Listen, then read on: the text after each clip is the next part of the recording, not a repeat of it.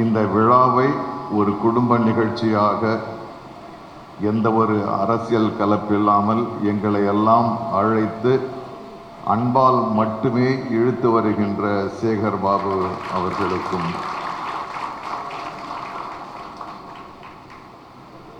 இன்றைக்கு இருக்கிற தமிழ் சினிமா ஒரு ஹைவேயில் போகின்ற மாதிரி இருக்கிறது என்றால் அதற்கு முதலில் ரோடு போட்டவர் எஸ்பி முத்துராமன் அவர்கள். இன்றைக்கு கமல்ஹாசன் அவர்கள், ரஜினிகாந்த் அவர்கள் நட்சத்திரங்களாக இன்றைக்கு அடுத்த தலைமுறை நட்சத்திரங்கள் வந்தாலும் அவர் உருவாக்கிய நட்சத்திரங்களை தொடுவதற்கு இன்னும் பல காலம் ஆகும். அப்படிப்பட்ட எஸ்பி முத்துராமன் அவர்கள் கலந்து கொள்கின்ற இந்த விழாவில் நானும் கலந்து கொள்வது எனக்கு பெருமையை கொண்டு சேர்க்கிறது. ஒரு கட்சிக்கான முதல்வராக நான் முத்துவேல் கருணாநிதி ஸ்டாலின் அவர்களை பார்க்கவில்லை.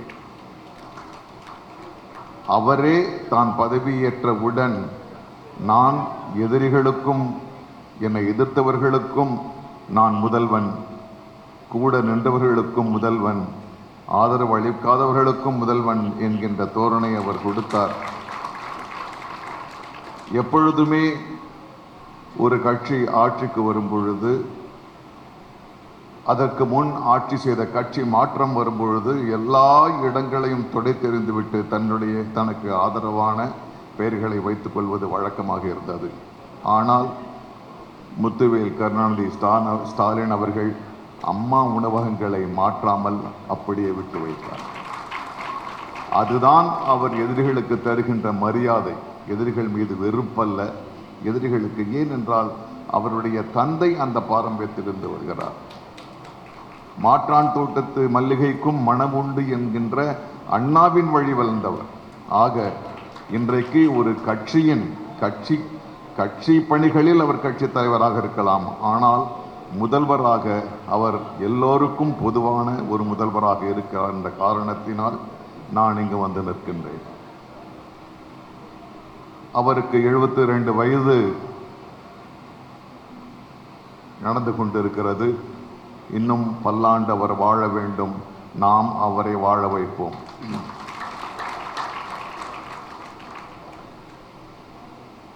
அவர் செய்ய வேண்டிய கடமைகள் பல இருக்கிறது, நிறைவு செய்ய வேண்டிய கனவுகள் நிறைய இருக்கிறது. அதற்கு நாம் எல்லாம் ஆதரவாக இருக்கின்றோம். அவை நினைக்கின்ற திட்டங்கள், கனவுகள் எல்லாம் நிறைவேறும்.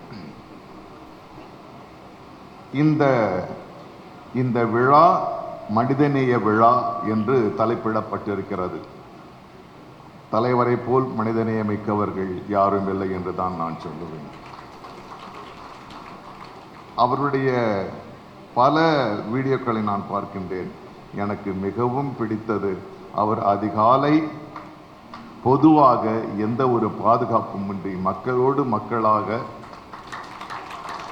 அந்த வாக்கிங் போற காட்சி, மக்களோடு நெருக்கமாக இருக்கின்ற அவருக்கு மனிதநேய விழா எடுப்பதில் மிக ஒரு அர்த்தமுள்ளதாக இருக்கிறது. அதற்கு பிறகு என்னை ஈர்த்தது துறைதோறும் முன்னேற்றம். துறைதோறும் முன்னேற்றம். எத்தனை துறை இருக்கிறதோ இந்த கட்டமைப்பில் அத்தனை துறையிலும் முன்னேற்றம் காண வேண்டும். ஒரு பகுதியில் முன்னேற்றம் கண்டுவிட்டு இன்னொரு பகுதியில் கோட்டை விட்டால் அது முழுமையான முன்னேற்றமாக இருக்காது.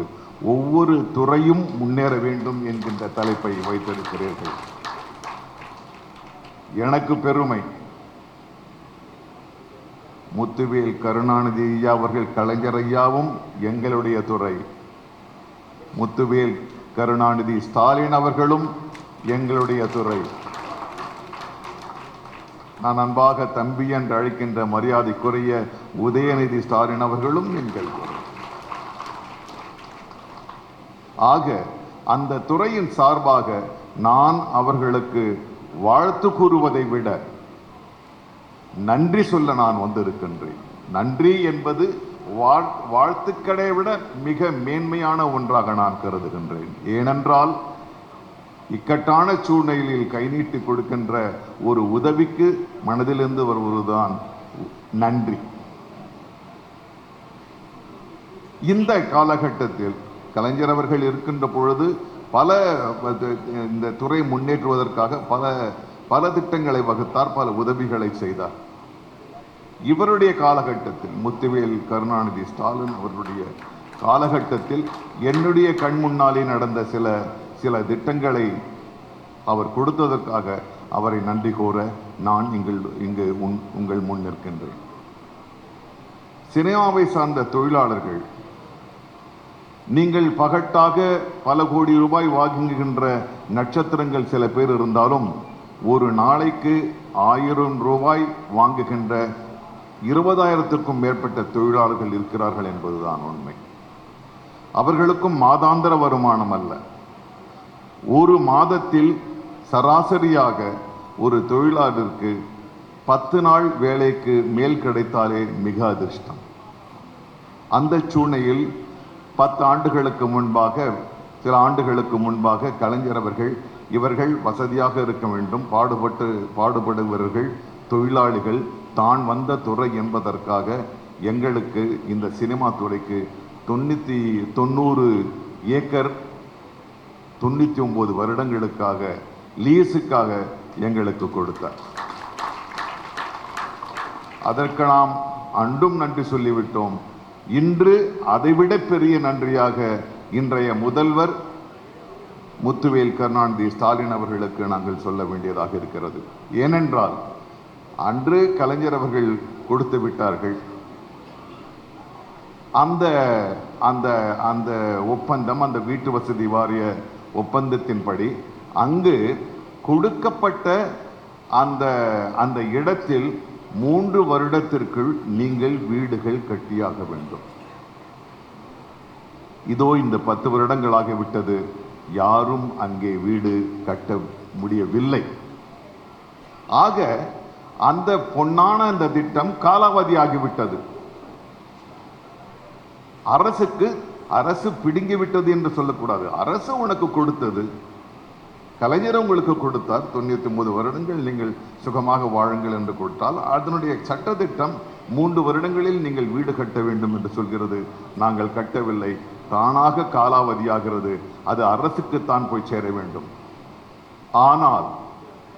ஆனால் முதல்வர் அவர்கள் இதை சொந்தமாக இந்த திட்டத்தை ஆராய்ந்து இதனுடைய கஷ்ட நஷ்டங்களை தெரிந்து, சரி அவர்கள் பல பேர் வீடு கட்ட முடியாத நிலையில் இருக்கிறார்கள், தயவு செய்து அவருடைய தன்னுடைய அதிகாரிகளுக்கு சொல்லுகிறார், அதை தவிர்த்து விடுங்க, அந்த சட்டத்தை மீட்டு திரும்பவும் அவர்களுக்கு ஒரு வாய்ப்பு கொடுப்போம் என்று அந்த 25,000 தொழிலாளிகளுக்காக இன்று அந்த நிலத்தை எங்களுக்கு மீட்டு கொடுத்த முத்துவேல் கருணாநிதி ஸ்டாலின் அவர்களுக்கு நான் எப்படி நன்றி சொல்லாமல் இருக்க முடியும்? முத்துராமன் ஐயா அவர்களுக்கு தெரியும், சினிமாவின் வயது என்னவோ, தமிழ் சினிமாவின் வயது என்னவோ அதே வயதுதான் அவர்களுக்கும். இன்னும் பல ஆண்டு காலம் இருப்பார். இன்று ரொம்ப அழகா இருந்துச்சு. எல்லாரும் ஐயா நீங்க அங்கேயே உட்காந்து பேசுங்கன்னும் போது, இல்லை நான் அங்க பேசுறேன்னு நின்று என்ன அழகா பேசணும். அந்த தைரியம் இந்த காலத்து எங்க ஜெனரேஷனுக்கு இருக்குமான்னு தெரியல. உட்காந்து பேசினா சரி, உட்காந்து வசதியா பேசுறோன்ற ஒரு எண்ணம் தான் இருக்கு. உங்க ஆசை இருக்கும் போது எனக்கு இருக்கும்.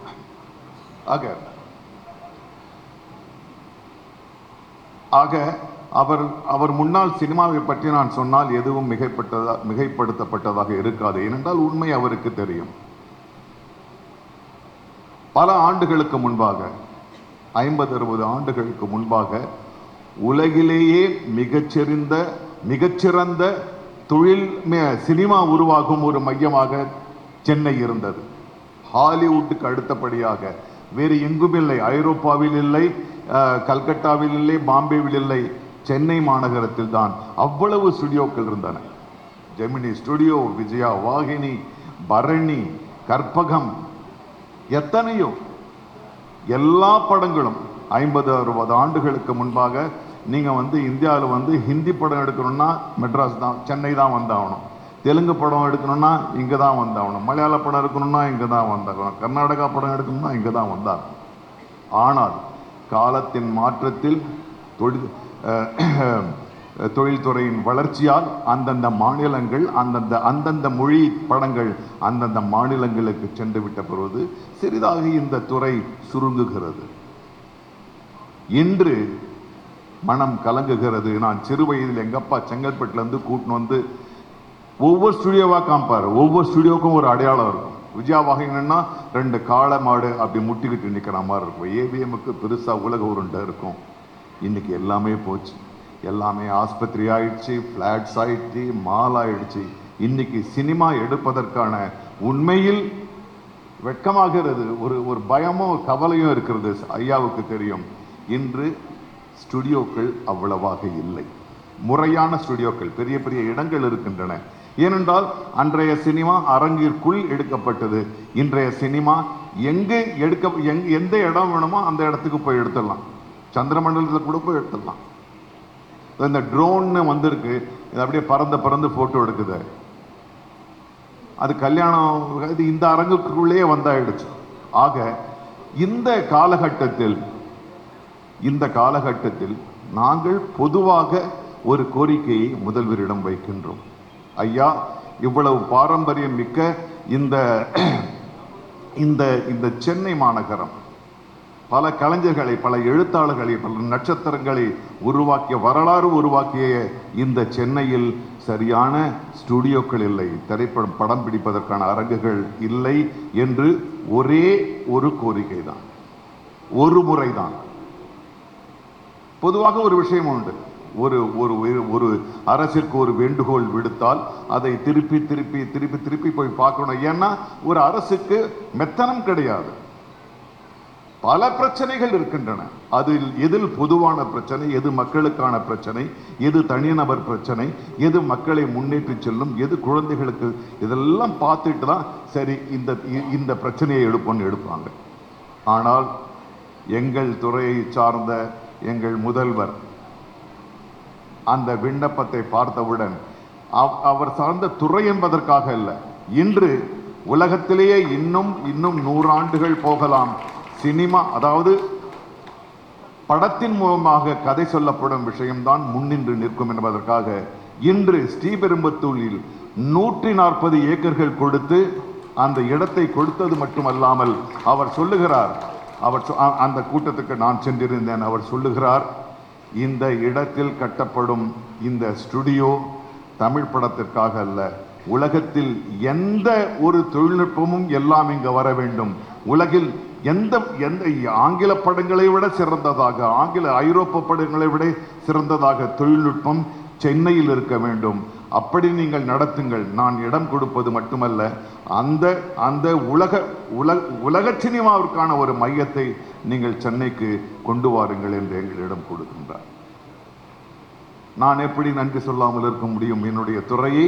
என்னுடைய துறையை அவர் எதிர்காலத்திற்காக வகுக்கிறார். தற்போது இருக்கின்ற பிரச்சனைக்காக அவர் ஆற்றவில்லை, எதிர்காலத்திற்காக.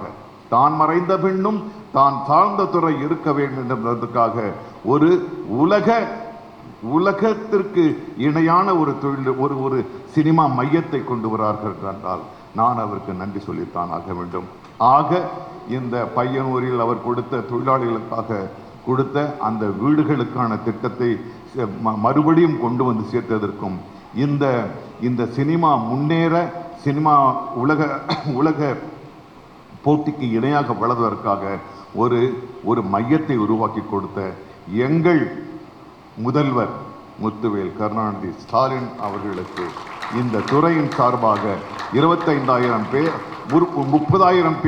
30,000 பேர் பிளஸ் அவங்க குடும்பங்கள் எத்தனை பேர் இருப்பாங்க? 35,000 பேர் இன்ட்டு 3 பேர், சரி, பல்லாயிரக்கணக்கான பல தொழிலாளர்களின் சார்பாக அவருக்கு என்னுடைய சிறந்தாழ்ந்த ஒரு நன்றியை தெரிவித்துக் கொள்கிறேன். அவர் வேண்டும். இன்று அவருக்கு பல நெருக்கடி இருக்கிறன. நான் அரசியல் பேசவில்லை.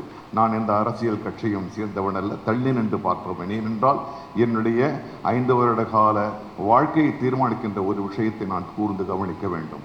இன்று தமிழ்நாட்டிற்கு பெரும் பெரும் இடுக்கண்கள் வருகின்றன, திட்டமிடப்பட்டு இருக்கின்றன. இவ்வளவு பிரச்சனைகளுக்கு பிறகும் ஐயா விஸ்வநாதன் அவர்கள் சொல்லியது போல இன்றைக்கும் தமிழகம் மிக மிக அதிகமாக வரியை செலுத்துகின்ற ஒரு மாநிலமாகிறது. நம்முடைய உழைப்பில் நாம் செலுத்துகின்ற வரியில் நமக்கு முதலிடம் வராமல் அது தடுத்து வைக்கப்பட்டு நிறுத்தி வைக்கப்பட்டு வேறு இடத்திற்கு போகிறது.